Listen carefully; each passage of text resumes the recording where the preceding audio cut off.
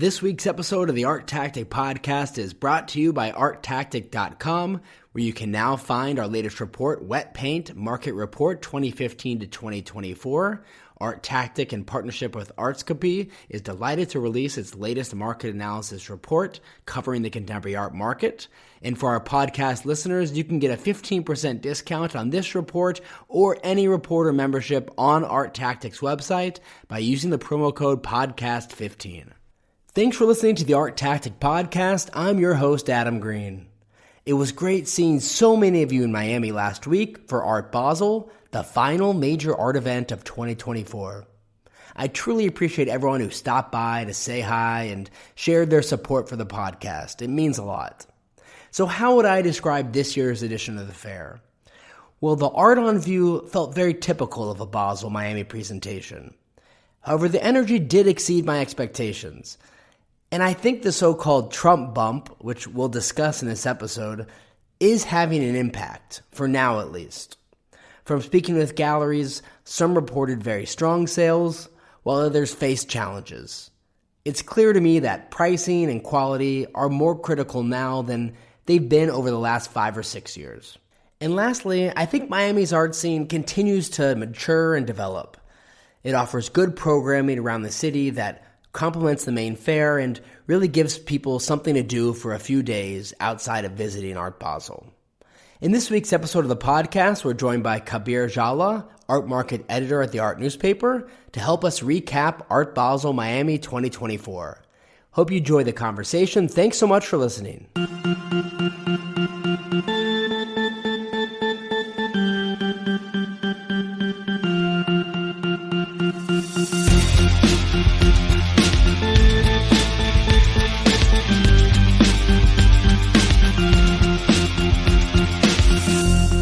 Kabir, thanks so much for joining us. Thank you for having me, Adam. Of course, it's our pleasure. I know that reporting on a fair like Art Basel Miami probably takes a lot of energy, so we appreciate you coming on right here afterwards to help us break it down. So one of the articles you wrote for the Art newspaper covering the fair was a really interesting one focused on the U.S. election and its potential impact on the art market.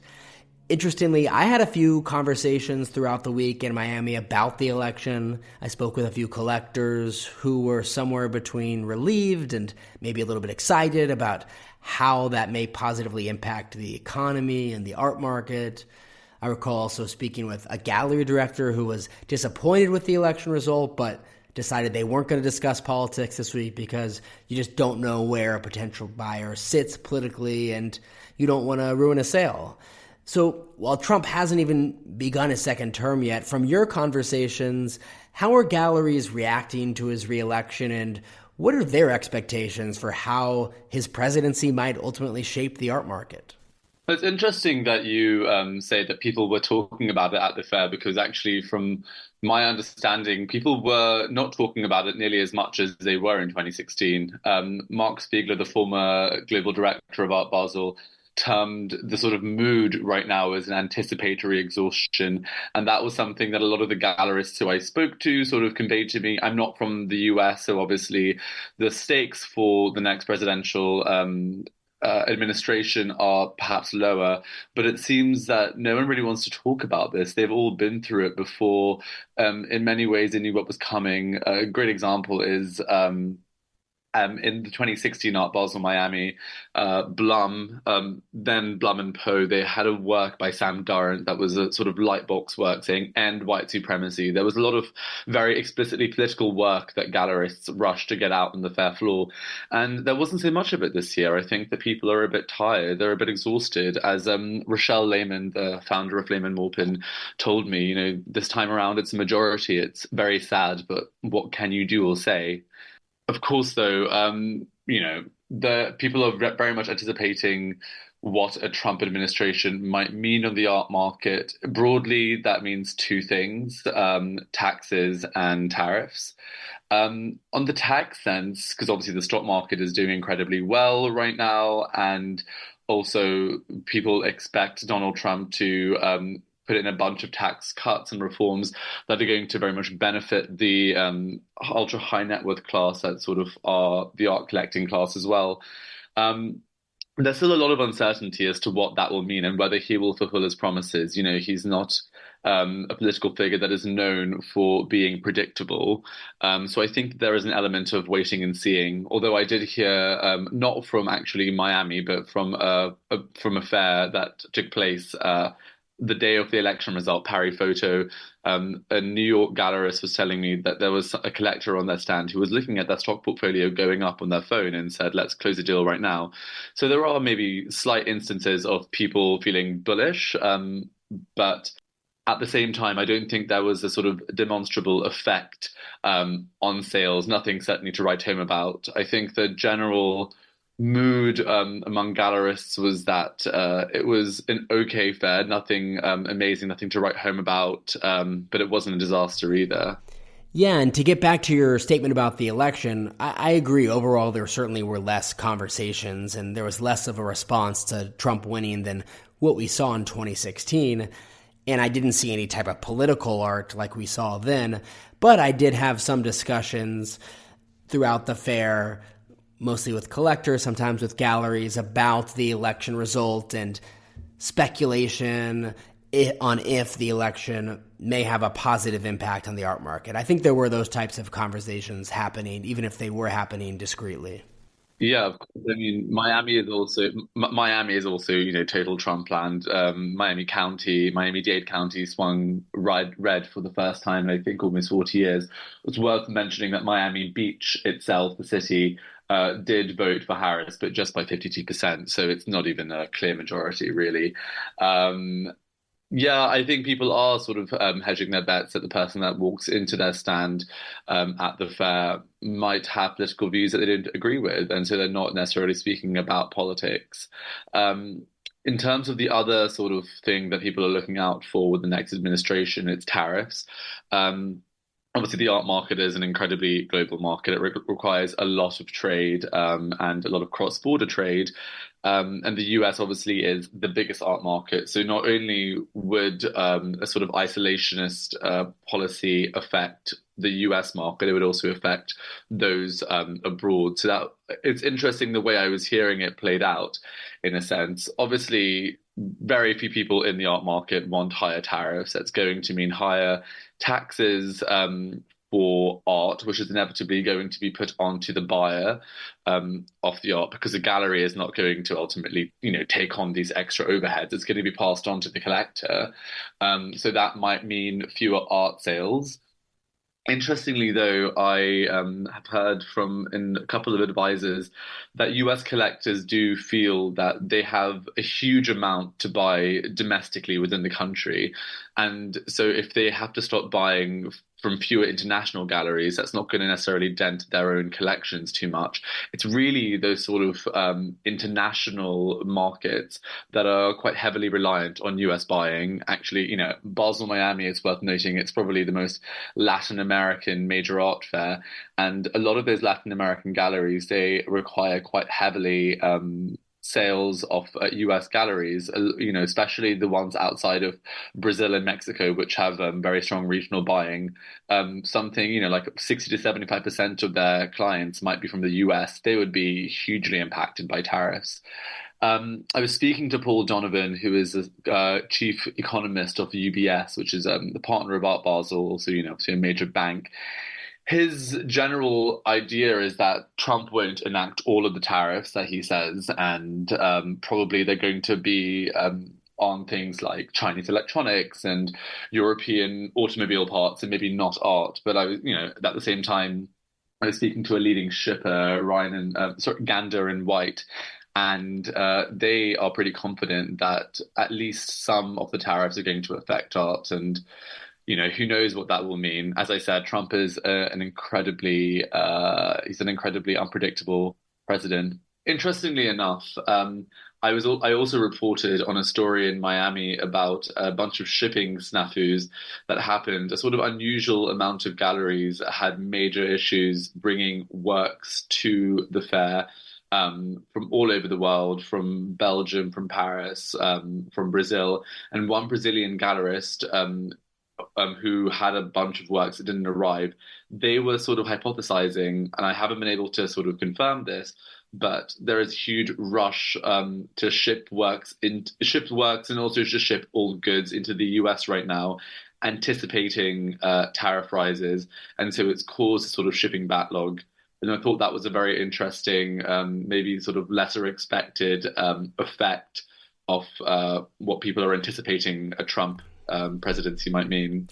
And tariffs aren't something U.S. buyers typically encounter, but as someone based in London, I'm sure you've seen how Brexit has led to rising costs and challenges for the UK art market.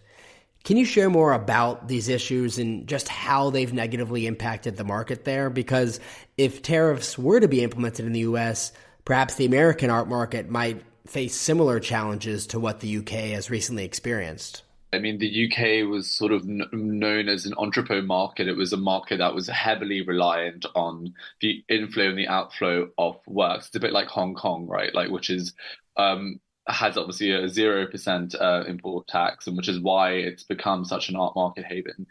And yeah, the UK has seen imports of work slashed again and again, year on year, and it's definitely affecting the level and the quality of work that is shipped into the UK to then be sold at auction or, you know, on the secondary market, because now that all the incentives have sort of disappeared, why would a collector want to sort of ship it into the UK and then bring it over to the European Union? And yeah, I think it's definitely affected the UK's standing as a ability to be a global art market. So obviously, the UK, it's a smaller market with a smaller domestic collecting base. It's not the US. So I don't think in terms of major impact, the UK and the US are sort of comparable. Because as I said, you know, the US has a far bigger pool of domestic buyers that the UK doesn't. But obviously, you know, all culture and all economics sort of run downstream of the US, whether we want to admit it or not. It's still the biggest art market. It's still the biggest economy. And so a Trump presidency doesn't just have effects for the US, it has effects for the whole world. And the art market is acutely aware of that. Yeah, we'll just have to see how all of that plays out. So you were in Miami for the fairs. Tell us, what was the overall mood leading into the event, and how do you think things ultimately played out at Art Basel Miami this year? Yeah, I mean, the general mood of Miami was something that I observed when I was at Frieze London as well, in which people had really braced themselves prior to coming to that event. So, you know, it wasn't the sellout stands of years previous, but they knew that that was going to happen. So everyone had sort of adjusted their expectations. I mean, if you want to draw parallels to the auctions that just happened in November, they weren't disastrous either. Obviously, you know, heavily guaranteed and whatnot, and sort of shrouded by some viral headline-grabbing lots like that $6.2 million banana. The auctions did represent a shrinking year on year, but still, you know, some very fine sales were made. A record was made from Magritte, which suggests that if a work is of really good quality and it's of a name brand and it has the right backstory, there are buyers for these works. It's not that the art market is shriveled up. Just people have to try harder. They have to send out more PDFs. They have to do a bit more pre-selling. But yeah, I think the general mood of people bracing themselves for a decent fare that would probably cover overheads, but wouldn't, you know, maybe make them their entire year's turnover in the space of a week, that didn't play out either. I also noticed that people were anticipating fewer international collectors coming into Miami, especially fewer Asian and fewer European collectors, and that seems to have played out. People were speculating that this might have been a Florida Trump thing, but I actually think that it's because art fairs themselves are becoming more local affairs. You know, there isn't just one art circuit anymore, this one international art world that goes from Basel to London to Miami. The industry has gotten so big and so global that it's splintered. You know, just for an example, if you're an Asian collector based anywhere in Asia, you've just had a sort of mammoth autumn calendar stretching from Seoul to Jakarta, with Tokyo and Kyoto and Shanghai and Hong Kong auctions all in the space of a couple of months. If you're in Europe, you just had London and Paris, and that sort of churn, it de-incentivizes you to then fly 10 hours to a fair like Art Basel Miami Beach to see a lot of the work you just already saw on the fair floor in another location. I completely agree. I think being in Miami in the winter with great weather, it's always a draw, but the art calendar is now so packed with so many buying opportunities, whether it's gallery shows, art fairs, auctions.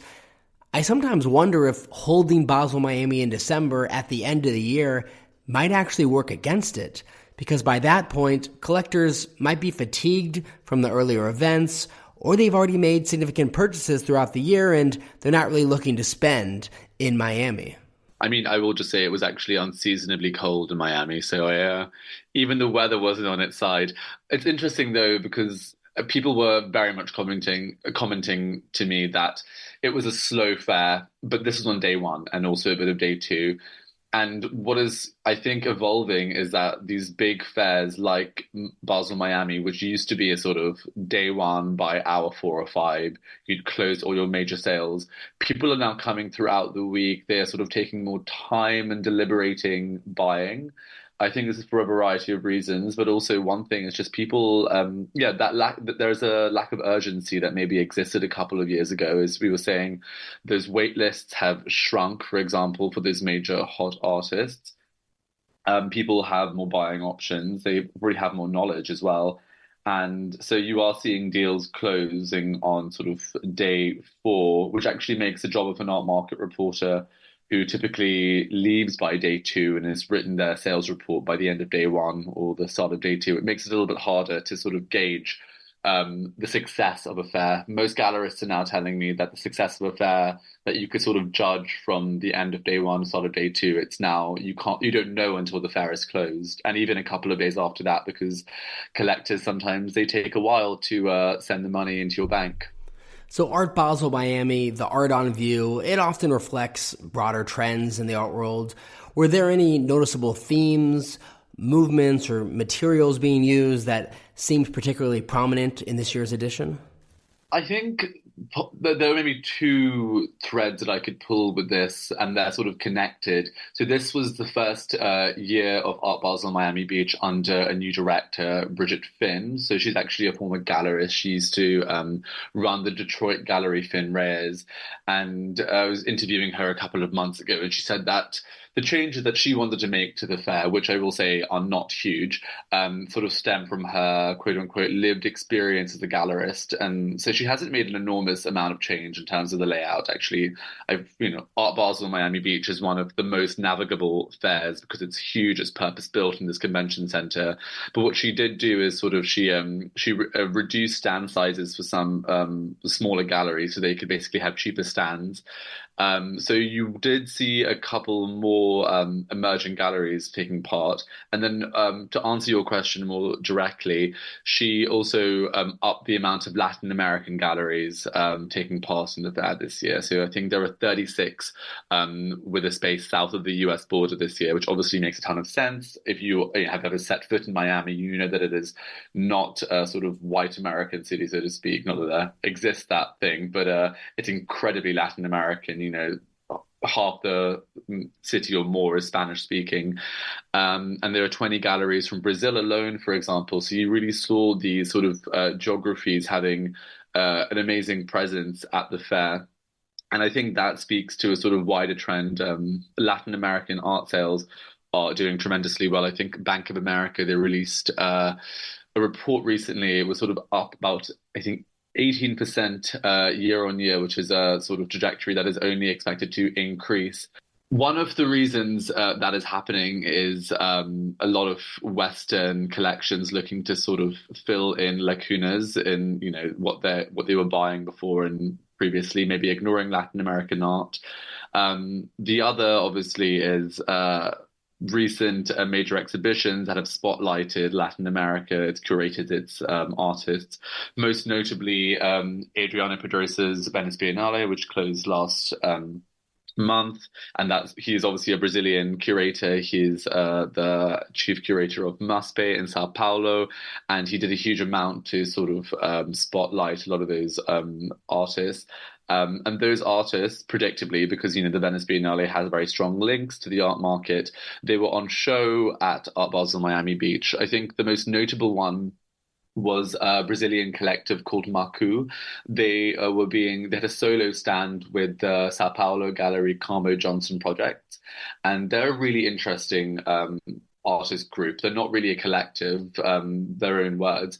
So it's sort of about eight artists who live in the Brazilian forest in central Brazil, and they take ayahuasca, this sort of psychoactive drug that's very common among South American indigenous communities, and they have these very spectacular visions, and then they paint them. And what's interesting about Maku is that they use the proceeds of the sales of their work to then buy up plots of land around them to protect them from deforestation and to also sort of build community centers. So this is it's a very nice art market story that we like to see.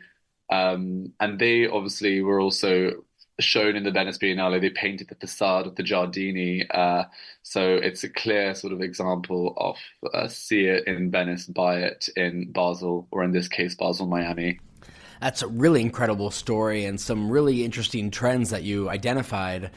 So if we take a step back and look at all of the artworks at the fair, what were some of the standout artworks that come to mind, spanning a variety of price points?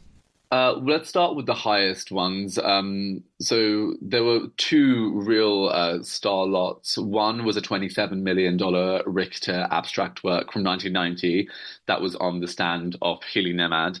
And it was previously sold at Sotheby's Hong Kong in 2021 for $25.5 million. So we're seeing about a $1.5 million markup. The sort of insider industry knowledge was that the consigner of that work was likely going to see a loss on that eventual sale because, that $27 million price tag was going to get hammered down by whoever was going to eventually buy it. That work was also once owned by the Taiwanese billionaire Pierre Chen, and on day 3 it was unsold. I don't know whether it finally placed.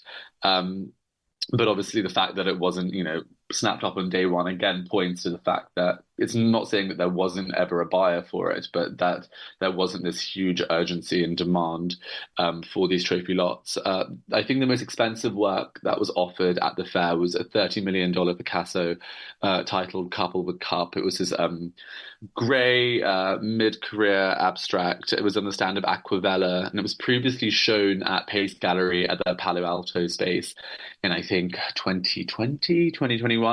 Although I was told that it wasn't actually being sold by that gallery, so the provenance is a little bit more murky. And that was, to my knowledge, sold on day 2.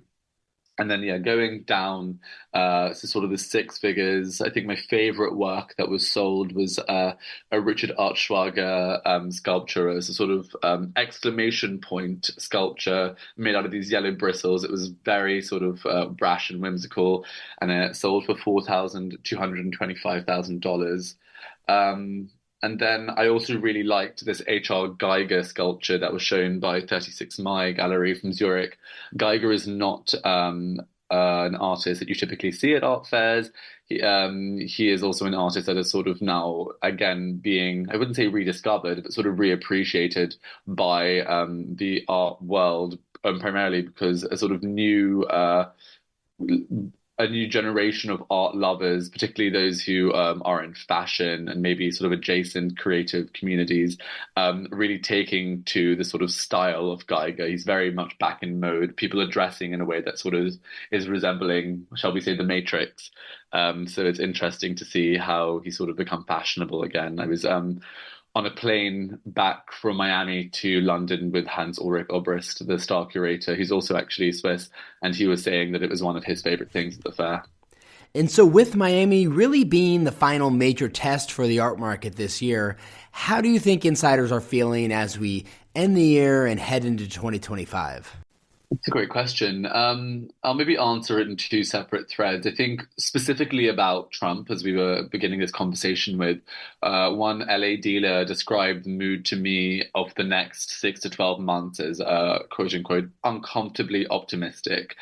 And I think that sort of points to the fact that, dealers do suspect or rather expect sales are going to get better. There's a sense of surety, even if he's a very unpredictable president, that you know that at least for the next 4 years, unless he gets impeached, fingers crossed, that there is going to be a set, a set term and, set rules that we now know we can sort of predict against. It does also point to a very fundamentally uncomfortable truth of the art world, that it's a very socially liberal but very financially conservative industry. Mostly its workers are Democrat voters, but the people who fund it are immensely rich, and sometimes they do skew Republican. So it's interesting that in terms of sales, people are expecting possibly good things, but they don't necessarily feel that good about it and at their core. Speaking more widely about the art market in general, I think that there is still a huge amount of geopolitical uncertainty, which probably is the defining factor along with interest rates as to what is keeping most top lots off the auction block, and people just sort of not being very gung-ho with spending. And if I'm being honest, I don't really think that 2025 is going to solve a huge amount of the geopolitical issues. I mean, just in Miami week alone, we saw a huge amount of geopolitical strife all the way from Syria to France's government dissolving to South Korea calling martial law. That was all in the space of 3 days or something. So it's a very, very tumultuous world out there, and I don't think that is going to change. And I think that is again going to sort of dent or dampen the bullish mood of sales. It's interesting though. I think that people are now beginning to stop viewing this current period of, shall we say, more balanced sales as an aberration, and maybe that's the new normal. And people might also think that the sort of golden years of the last decade that was happening in terms of sales, that might have been the aberration itself. I think a lot of people who invest very heavily into the sort of emerging ultra contemporary market, which is now softening quite considerably, they sort of feel duped or even mistrustful of the dealers who sort of convinced them into buying these works, and they're sort of now stuck with. And I think as a result, what it's meant and what's played out on the fair floor, I was speaking to an advisor about this, is that people are being a lot more considered with what they buy, which has resulted in a lower volume in terms of turnover, in terms of what the galleries are being able to sell, but also a higher quality. As you said to me, that there were works in previous years that shouldn't have been selling. So the fact that they're not selling anymore just suggests that people have sort of gotten better sense of what they want and what they should be buying. I agree. I think that's a great point. Kabir, thank you so much again for coming onto the podcast and helping us recap Art Basel Miami Beach 2024. We really appreciate your valuable insights. And if our listeners don't follow your coverage already, they definitely should in the art newspaper. And you're also on social media. Where can we find you there? You can follow me on Instagram at Kabir_West. It's like Kanye West with a B. I chose a handle many years ago, but I quite love it. That's hysterical. Perfect. Thanks so much again. Thank you so much, Adam.